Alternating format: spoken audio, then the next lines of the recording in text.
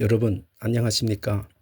하나님의 신실하신 은혜와 평강이 이 새벽 주님의 임재를 사모하며 귀를 기울이신 여러분의 심령 위에 가득하기를 소망합니다. 사람은 누구나 복을 원합니다. 몸이 건강하기를 원하고 자녀가 잘 되기를 원합니다. 경제적으로 늘 안정되기를 바라고 남은 인생이 그저 평안하기를 원합니다.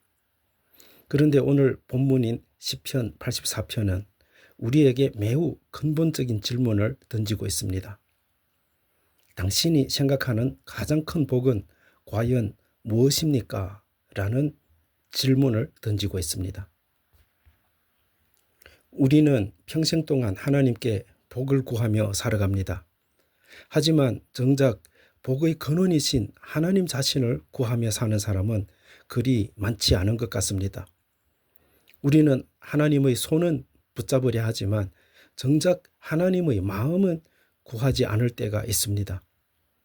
하나님이 주시는 은혜와 선물은 간절히 원하면서도 하나님 자신은 그만큼 사모하지 않을 때가 참 많습니다. 오늘 우리가 함께 읽은 시편 84편은요. 하나님을 향한 한 순례자의 애틋한 고백입니다.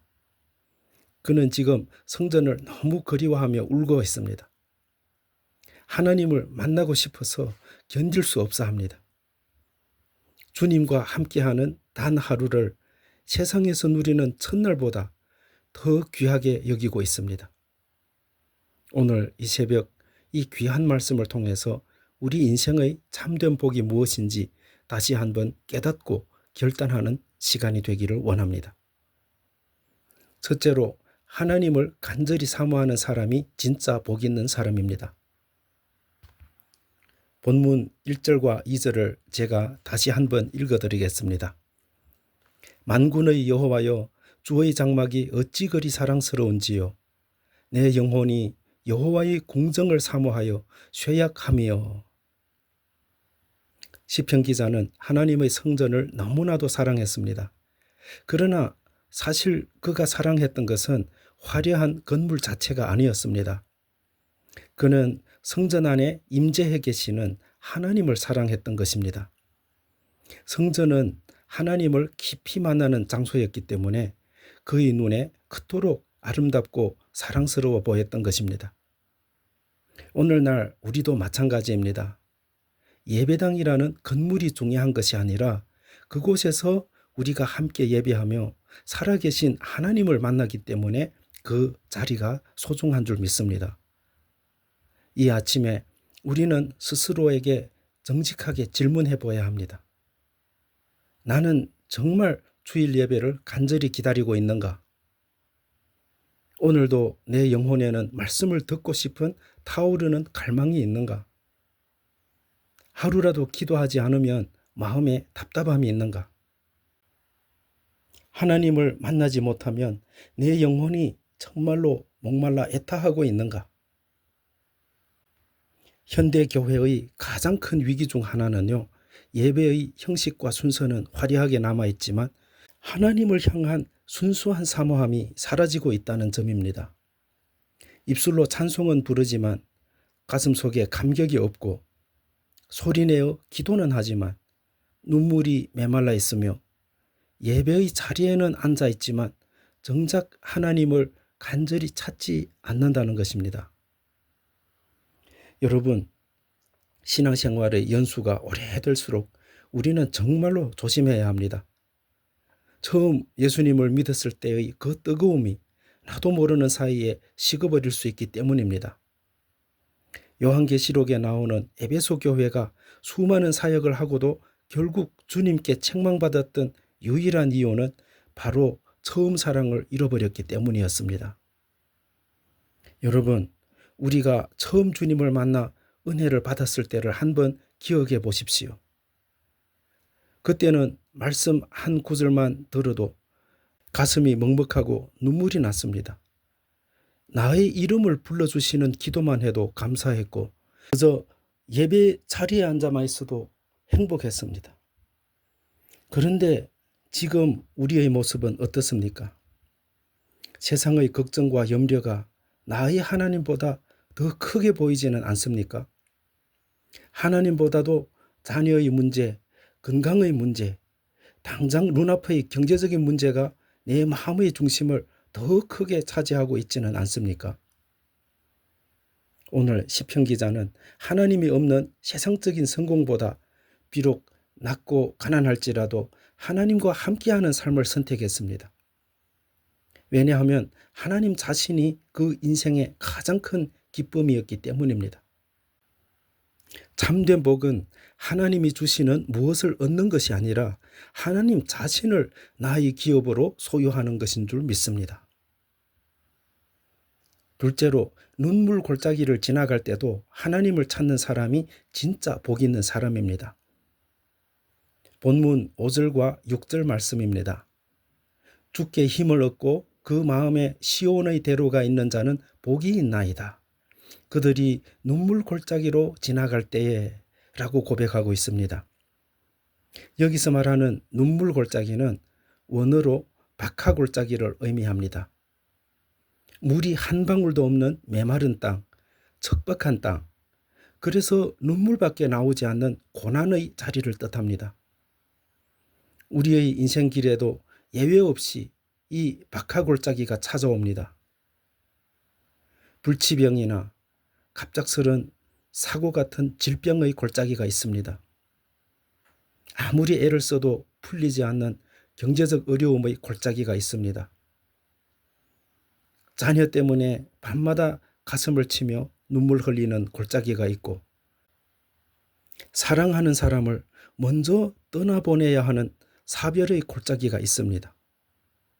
참 많은 사람들은 인생의 고난이 찾아오면 하나님을 원망하고 쉽게 낙심합니다. 그러나 진짜 믿음의 사람은 바로 그 고난의 한복판에서 오히려 하나님을 더 깊이 찾게 됩니다. 고난은 우리 신앙의 진짜 실체를 고스란히 드러내 줍니다. 삶이 평안하고 모든 일이 잘 풀릴 때는요, 누구나도 믿음이 좋아 보입니다. 누구나도 감사할 수 있습니다. 그러나 인생의 거친 폭풍우가 몰아칠 때 비로소 내가 진짜 의지하던 것이 무엇이었는지 명백하게 드러납니다. 내가 정말 하나님 한 분만을 의지했는가? 아니면 건강을 의지했는가? 재물을 의지했는가? 내가 가진 인맥과 사람을 의지했는가? 한번 점검해보는 저와 여러분이 되시기를 바랍니다. 하나님은 종종 우리 마음속에 도사리고 있는 가짜 우상들을 깨뜨리시기 위해 우리를 거친 광야로 인도하실 때가 있습니다. 성경의 인물들을 보십시오. 이스라엘 백성도 광야를 거쳤고 요셉도 차가운 감옥을 통과해야 했습니다. 다윗도 오랜 세월 동안 거친 광야에서 도망자로 살았고 사도 바울 역시 수많은 감옥을 통과했습니다. 그러나 그들은 한결같이 그 어둡고 척박한 고난 속에서 하나님을 가장 깊이 만났습니다. 여러분, 기억하십시오. 고난은 우리를 망가뜨리고 무너뜨리기 위해 오는 것이 아닙니다. 오히려 우리를 하나님께 더 가까이 가게 하시기 위한 하나님의 아픈 축복일 때가 많습니다.